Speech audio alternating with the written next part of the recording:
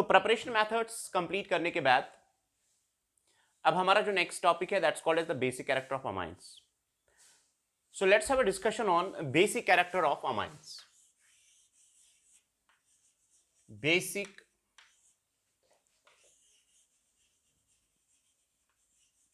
character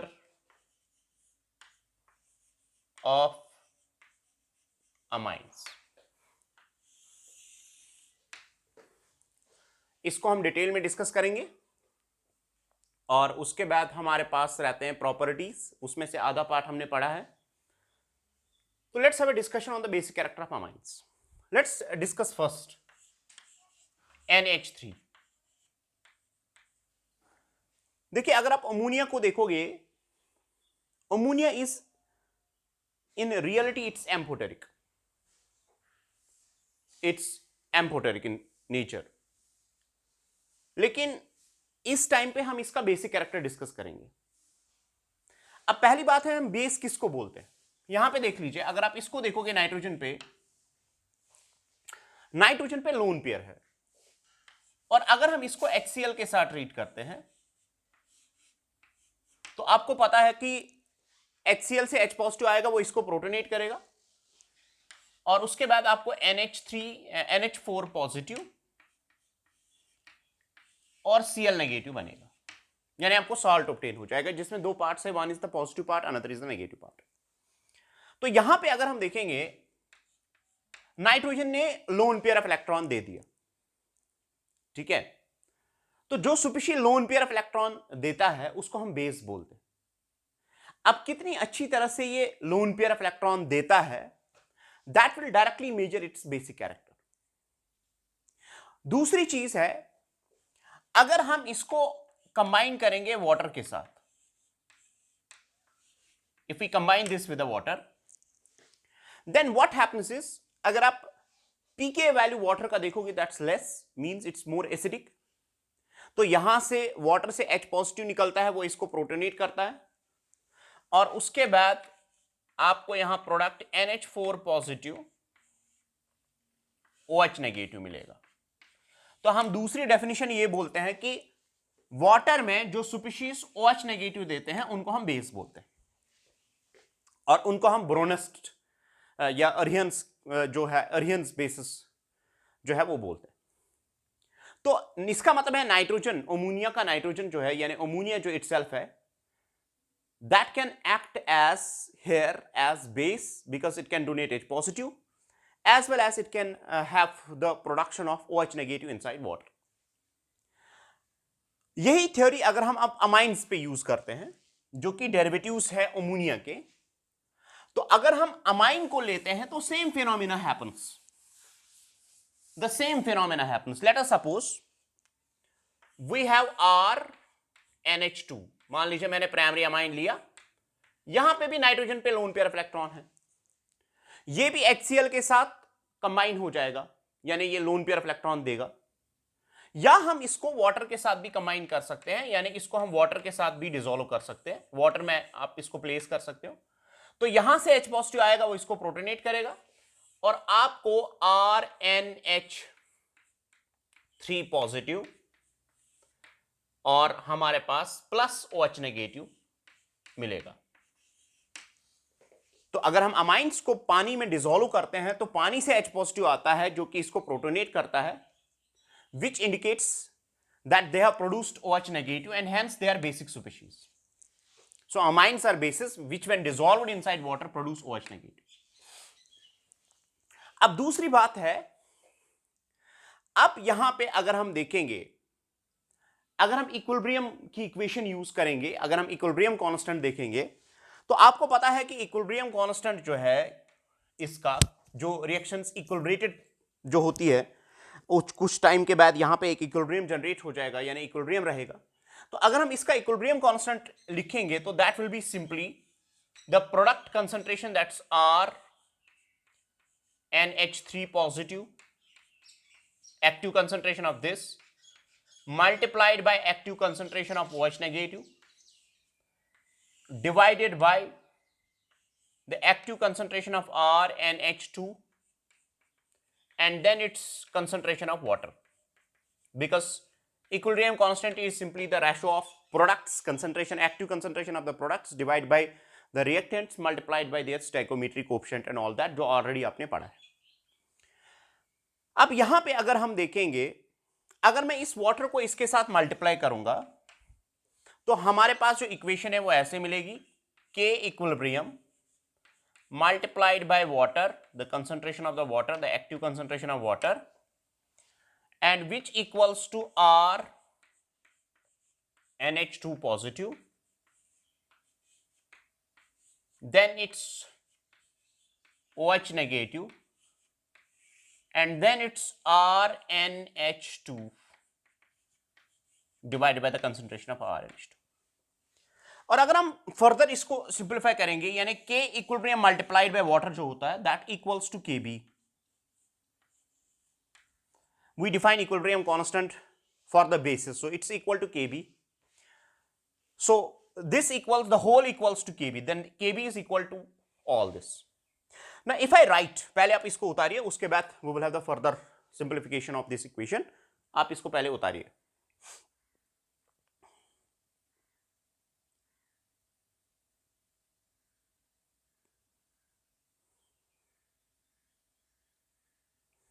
ठीक है. Now if I write like this, now KB equals to, KB जो हमारे पास है that equals to RNH3 positive, then it's OH negative divided by RNH2. अब यहां पे हम इस इक्वेशन को थोड़ा एनालाइज करेंगे. KB जो है ये डायरेक्टली देता है basic character of any species. अब इसका मतलब यह है कि जितना इसका कैटायन, यानी जितना इनकी कंसंट्रेशन ज्यादा होगी, जितना इसकी कंसंट्रेशन ज्यादा होगी उतना ये ज्यादा होगा इक्विलिब्रियम पे, और जितना ये कम होगा उतना ये कम होगा. जितना यहां पे कम होगा उतना ये ज्यादा होगा. तो इसका मतलब यह है कि at equilibrium what we need to do is, if the concentration of this will get reduced, how that will get reduced? By more of the protonation. जितना ये प्रोटॉन ज्यादा एक्सेप्ट करेगा उतना ये ज्यादा बनेगा, और जितना ये ज्यादा बनेगा उतना जो है KB ज्यादा होगा, और जितना किसी भी बेस का KB ज्यादा होता है उतना बेसिक कैरेक्टर ज्यादा होता है. समझ आ रही बात? उतना यहां पे बेसिक कैरेक्टर क्या होता है? ज्यादा. So basic character of a species is directly proportional to KB. Greater the value of KB, more is the basic character. So we measure the basic character of different amines, and then we have the comparison, and then we put the theory to explain all these phenomena, that what happens, why certain have more basic character and why certain have less basic character, and let's try to understand that. So that means the basic character in this case of amines is directly proportional to conjugate stability of conjugate acid, because if the conjugate acid is more stable, then it will have the more concentration at equilibrium, and once it has the more concentration at equilibrium, we will get more KB, and once we will get more KB, we will automatically have more basic character.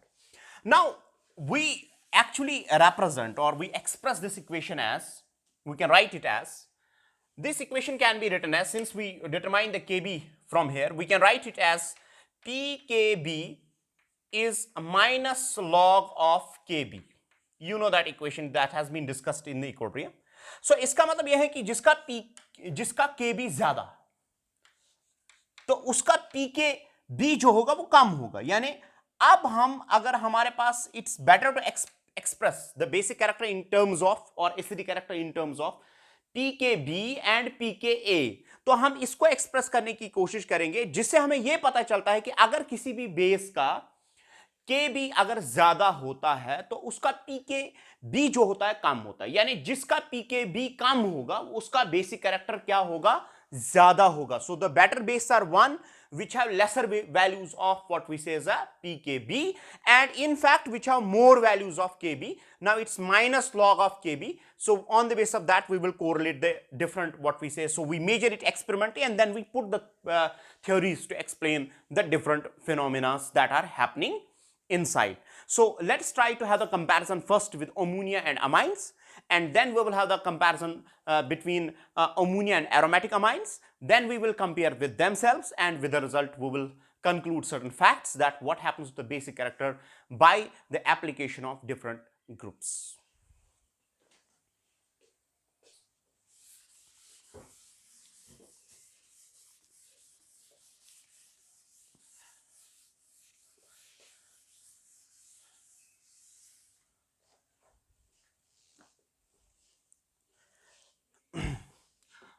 Now we will have the first comparison of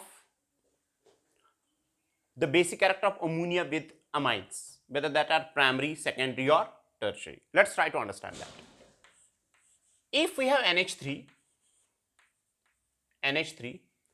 and if we want to compare this with the following, this is RNH2, this is R2NH secondary, and this is R3N tertiary. ठीक है, अब अगर हम basic character ammonia का इनके साथ compare करेंगे तो अमोनिया का जो पी के बी जो है that equals to, I will write it and then I will have the comparison. P K B जो अमोनिया का है that's 4.75. This is the value. Now if I find the pKb of, let us suppose if R, I will put it here CH3. if R equals to CH3, ठीक है, तो उस case में अगर हम यहां पे pKb वैल्यू देखेंगे तो that equals to 3.38. then for the secondary it equals to 3.27, and for the tertiary it equals to 4.22. these are the pKb values. Now from this what we can infer is that it's 4.75. मैंने आपको already बताया कि जितना ये कम होगा उतना basic character ज्यादा है. तो इसका मतलब यह है कि जब हम अमोनिया और इनके बीच में कंपेयर करते हैं, यानी अगर हमारे पास प्राइमरी, सेकेंडरी, टर्शियरी अमाइंस है, if R equals to CH3, then are these all amines, whether they are primary, secondary and tertiary, they are all more basic as compared to ammonia. This is the first point. And now what's the reason? We will try to understand that. So what I will make you to write is that all amines, whether they are primary, secondary or tertiary, that to the aliphatic, we are comparing with it aliphatic, they are all more basic in comparison with ammonia. This is the first line that we are obtaining. Now after that, if we understand that why, what's the reason, ठीक है, उस चीज को हम understand आगे जाके करेंगे कि क्या रीजन है इसका. अब हम ऐसा करते हैं, we will have a comparison with themselves. Now if we compare 1 degree, 2 degree and 3 degree amines, at that time we infer that अगर आप यहां पे देखेंगे 3.27 है, उसके बाद 3.3 है, अगर R CH3 के बराबर है, उसके बाद 4.22 है, तो इसका मतलब यह है कि inside the order it's a secondary which is greater than primary and which is greater than tertiary. So from the pKb values we are obtaining that it's 2 degree, greater than 1 degree, greater than 3 degree, but here R equals to CH3. R equals to CH3. At that time, this is the basic order. Now, we try to understand this. What's the reason? See, what happens is the basic character of the amines, whether they are primary, secondary and tertiary, if R equals to CH3 is an outcome of, it depends upon the following factors. The basic character of amines depend upon, अगर आप अच्छे से इसको देखोगे तो it depends upon the following factors. One factor is that's called as the inductive effect. पहले factor को हम बोलते हैं inductive effect. The second factor is which is called as solvation factor. That's hydrogen bonding. Solvation factor. The next factor is the factor of resonance. Factor of the resonance effect. The next factor is aromaticity.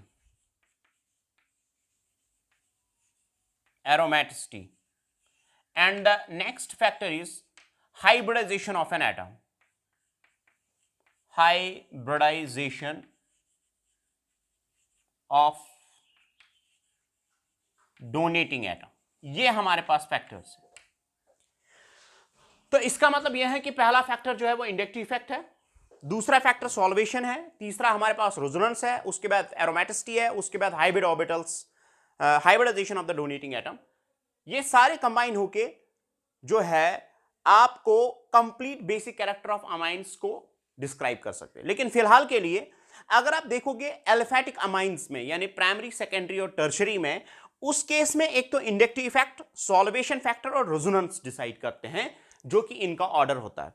तो in case of aliphatic amines that we are getting the what we say as the basic character as 2 degree, 1 degree and 3 degree, this depends upon the following factors. Factor number first is inductive effect, factor number second is steric hindrance, and factor number third is what is called as the solvation energy or solvation factor, which is also named as the hydrogen bonding. So let's try to understand each and every one by one in order to correlate and in order to get the net effect the prevailing inside the water once we are putting amines in any polar solvent. At that time, what can be the order of the basic character in case of amines? Let's have that. So I told you that the amines ka jo basic character, it mainly here in case of aliphatic amines, it mainly depends upon the inductive effect, solvation, and it less depends upon, if alkyl group is small, it very less depends upon the steric hindrance. So let's have the factors first, the what we say as the what we called as inductive effect, then followed by others. ये आप उतार लीजिए, इनका ये आपके text पे भी दिया गया है, ठीक है, आप अपनी टेक्स्ट को आगे रख सकते हो, उससे आपको पता चलेगा कि what we are actually doing. अब यहां पे अगर हम देखेंगे, देख लीजिए, पहला इफेक्ट है inductive effect. The first effect is inductive effect. Inductive effect, let's try to understand this कि ये क्या कर सकता है. देख लीजिए, अगर हमारे पास RNH2 है यानी प्राइमरी है, अगर हमारे पास R2NH है यानी सेकेंडरी है, अगर हमारे पास R3N है यानी टर्शियरी है, तो अगर हम इनको पानी में डिसॉल्व करेंगे यानी वाटर सबको देंगे, और वाटर के केस में जो यहां से H पॉजिटिव निकलेगा वो इसको प्रोटोनेट करेगा, और उसके बाद अगर आपको ये सुपिशी पानी के अंदर मिलता है तो इसका मतलब है आपको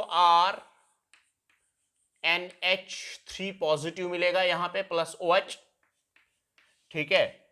इस केस में आपको R2NH मिलेगा पॉजिटिव सुपिशी, और इस केस में R3N what we say as a lone pair and it will be NH with a positive charge, और सबके केस में OH मिलेगा यानी OH नेगेटिव मिलेगा. अब अगर हम यहां पे देखेंगे कि किसका कैटाइन ज्यादा स्टेबल होगा, क्योंकि मैंने ऑलरेडी आपको बोला कि जिसका ये कंजुगेट एसिड ज्यादा स्टेबल होगा वो उसका ज्यादा प्रोपोर्शन बनेगा. तो उस हिसाब से अगर हम देखेंगे यहां पे अल्काइल ग्रुप्स जो होते हैं, लेट अस सपोज अगर मैं R को पुट करूंगा CH3 के बराबर, तो इसका मतलब यह है कि अगर मैं CH3 के बराबर इसको लेता हूं तो उसका मतलब यह है कि हमारे पास जो different types of the basis होंगे, पहला वाला ये बनेगा CH3NH और यहां पे पॉजिटिव चार्ज, दूसरा वाला ये है CH3NH, यहां पे N डायरेक्टली इसके साथ जुड़ा हुआ है, सो इट्स NH पॉजिटिव, और उसके बाद ये बनेगा CH3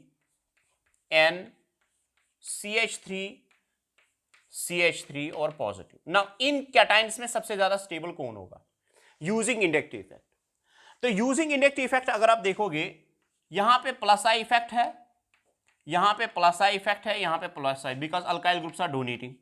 अब उसकी वजह से यहां पे डिस्पर्शन ऑफ चार्ज होगा, पॉजिटिव चार्ज, तो जितना डिस्पर्शन ज्यादा उतनी स्टेबिलिटी ज्यादा.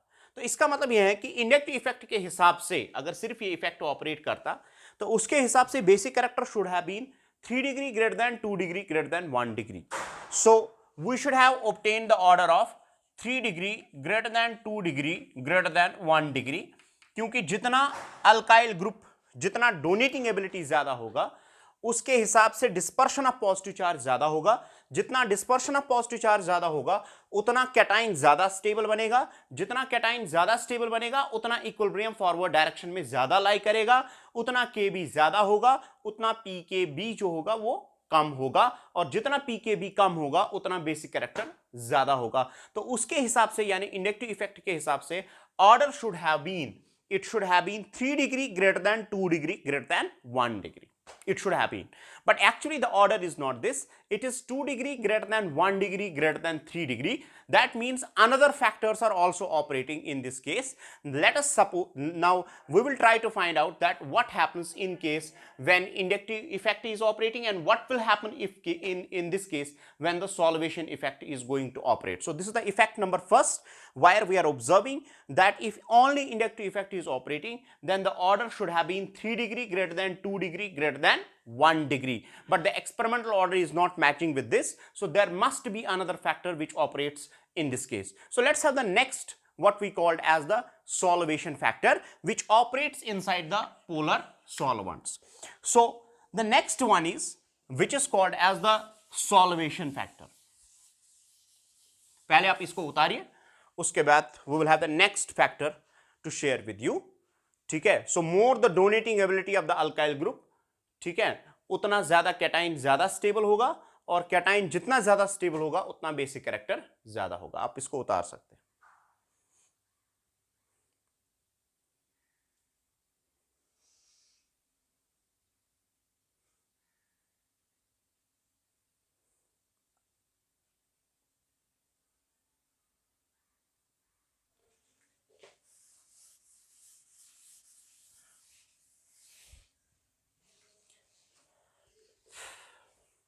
The next effect is what's called as the solvation effect. Solvation effect.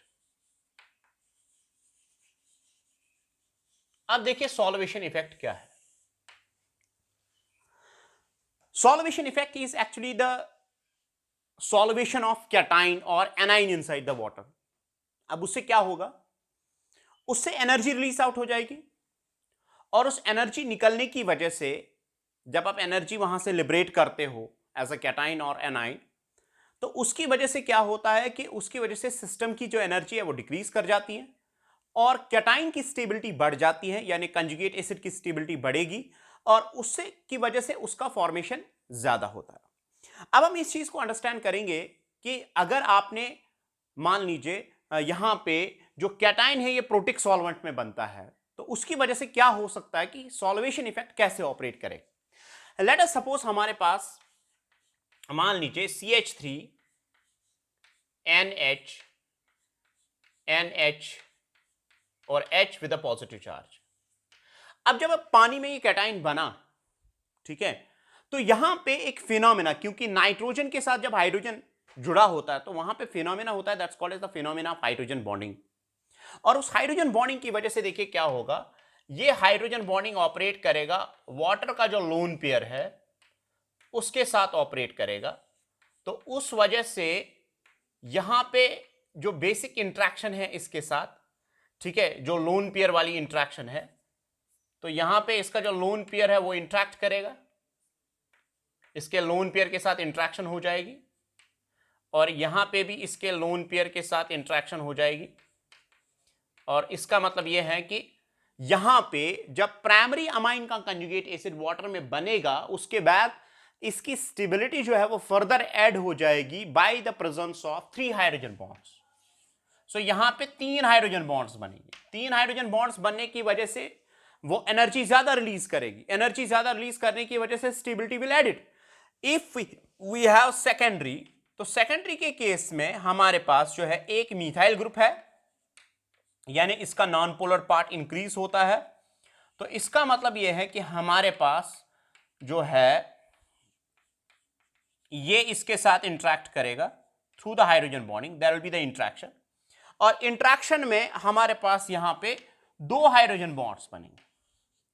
और सिमिलरली टर्शरी के केस में 1 हाइड्रोजन बॉन्ड बनेगा, क्योंकि उसका नॉन पोलर पार्ट जो है वो ज्यादा रहेगा। तो जितना हाइड्रोजन बॉन्डिंग कैटाइन का ज्यादा होगा उतना स्टेबिलिटी ज्यादा होगा। तो अगर सॉल्वेशन इफेक्ट के हिसाब से देखेंगे तब हमारे पास जो ऑर्डर होना चाहिए that should have 1 degree amine greater than 2 degree amine which is greater than 3 degree amine. तो this should have been the order. ये ऑर्डर होना चाहिए. बात समझ में आई? तो इंडक्टिव इफेक्ट के हिसाब से और सॉल्वेशन इफेक्ट के हिसाब से जो हमारे पास ऑर्डर आता है they are completely inverse with each other. समझ आ रही है बात? They are getting inversed which. So solvation effect demands that it should have been 1 degree more basic, followed by 2 degree, followed by 3 degree. Inductive effect demands that it is 3 degree greater than 2 degree greater than 1 degree. अब इस चीज का ध्यान रखिए, अगर आप polar solvent में यानी पोलर सॉल्वेंट में ये रिएक्शन अगर आप नहीं कर रहे हो तो उस टाइम पे इंडक्टिव इफेक्ट डोमिनेट्स. अगर ये रिएक्शन यानी ऐसा कुछ हो रहा है यानी बेसिक कैरेक्टर आप मेजर कर रहे हो not in a solvent or in a simply in a gaseous state, at that time the order is it is 3 degree greater than 2 degree greater than 1 degree because of the inductive effect only.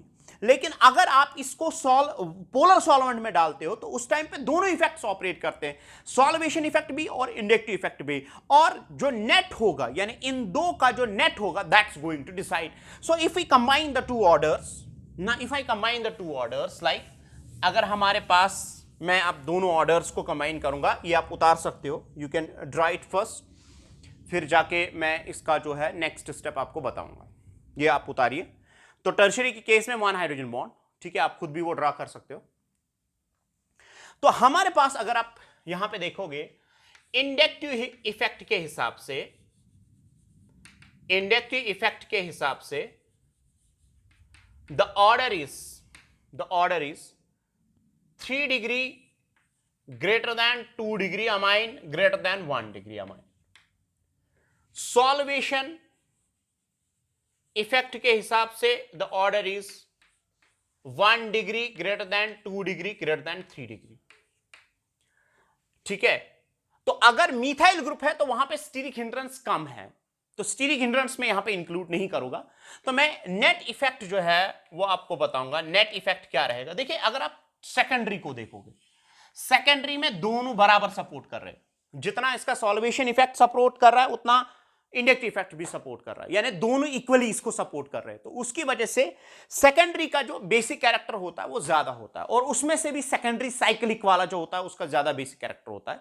यानी अगर आप cyclic वाला और इसको compare करोगे open chain वाले को, तो सेकेंडरी साइक्लिक जो होता है वो ज्यादा क्या बोलते हैं इसको, ज्यादा बेसिक कैरेक्टर होता है because of localized lone pair. तो यहां पे नेट ऑर्डर जो है दैट इज 2 डिग्री पहले. अब अगर आपके पास R जो है अगर R CH3 के बराबर है तो इसका मतलब यह है कि CH3 R होने की वजह से उतना ज्यादा इंडक्टिव इफेक्ट नहीं होगा. सबसे स्मॉलेस्ट अल्काइल ग्रुप अगर है तो इसका मतलब है इंडक्टिव इफेक्ट का मैग्नीट्यूड जो है, अगर हम इन दो को कंपेयर करेंगे तो मैग्नीट्यूड वाइज जो इंडक्टिव इफेक्ट है उतना ज्यादा नहीं है. तो इसका मतलब यह है कि अगर हम यहां पे देखेंगे तो यहां पे solvation effect is going to dominate because 3 hydrogen bonds बनते हैं. तो अगर आप R CH3 के बराबर लेते हैं तो उस वक्त इंडक्टिव इफेक्ट का मैग्नीट्यूड कम होता है, यानी solvation effect will dominate, and as पर the solvation effect it's 1 degree amine. So it's 2 degree greater than 1 degree greater than 3 degree greater than NH3. सो ये एक ऑर्डर है. अब ये है पोलर सॉल्वेंट में, याद रखिए. But when R is equal to, when R equals to CH3, when R equals to what? CH3. अब अगर हमारे पास let us suppose basic character in gases phase होगा, तो याद रखें अगर basic character in gases phase होगा, अब अगर R CH3 के बराबर है और basic character in gases phase हम देखेंगे तो याद रखिए गैसेस फेज में only inductive effect operates. So I effect operates, और I इफेक्ट के हिसाब से it's 3 degree greater than 2 degree greater than 1 degree. This is an order. अगर गैसेस फेज में होगा यानी पोलर सॉल्वेंट नहीं है, दिस इज एन ऑर्डर. अगर पोलर सॉल्वेंट है, सॉल्वेशन है, it's 2 degree greater than 1 degree greater than 3 degree greater than NH3. समझ आ रही है बात? और अगर हमारे पास R हमारे पास C2H5 है तो उस टाइम पे ऑर्डर देखिए क्या है. C2H5 के केस में इंडक्टिव इफेक्ट विल डोमिनेट. अब सेकेंडरी तो वही रहेगा, तो इसका मतलब है इट्स 2 डिग्री ग्रेटर देन, क्योंकि मिथाइल ग्रुप है तो इसका मतलब यह है कि inductive effect at that time dominate करेगा, और जब ये डोमिनेट करेगा ये डिक्रीज करेगा, क्योंकि नॉन पोलर जितना ज्यादा हो जाएगा, जितना नॉन पोलर पार्ट ज्यादा हो जाएगा उतना सॉल्वेशन कम होगा, inductive effect will dominate. So it's 2 degree greater than 3 degree greater than 1 degree. और अगर अल्काइल ग्रुप बहुत ज्यादा बड़ा होगा तो तब पॉसिबिलिटीज डिफरेंट होती है, जिसमें कि कभी 3 डिग्री ग्रेटर देन 2 डिग्री भी हो सकता है.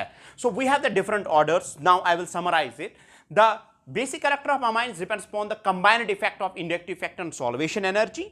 ठीक है, तो solvation energy in gases phase the order is 3 degree greater than 2 degree greater than 1 degree, because the stability of cation only depends upon the inductive effect. In solvation effect, in polar solvent, it depends upon the combined effect of both inductive effect and solvation effect. Secondary is supported by both equally, so it becomes first. Then the next one is what we say as, since R equals to CH3, so inductive effect will be less, solvation effect dominates.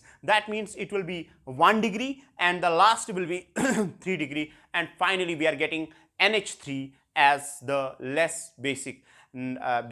ठीक है, so this is basic character, comparison of the basic character of NH3 with aliphatic amines. Then we have the comparison of the NH3 with aromatic amines. That will be given in the next lecture. That we will discuss in the next lecture, the effects and all that. And then after there is a preparation. It will hardly take us I think that 3 lectures more to complete it, and then we will have the carbonyl compounds and biomolecules a bit. ठीक है, तो that's what we have to do. Stay blessed, take care of yourselves. अच्छे से रहे, जितने भी पिछले lectures हैं उनको अच्छे से कंप्लीट कीजिए, उनको देखिए. अगर कहीं पे भी प्रॉब्लम होती है तो आप जो है मुझे व्हाट्सएप भी कर सकते हैं, इसमें डरने वाली कोई बात नहीं है.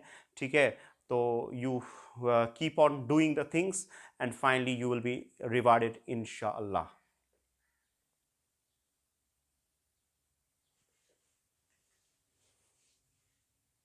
So these are the different orders, you can have them.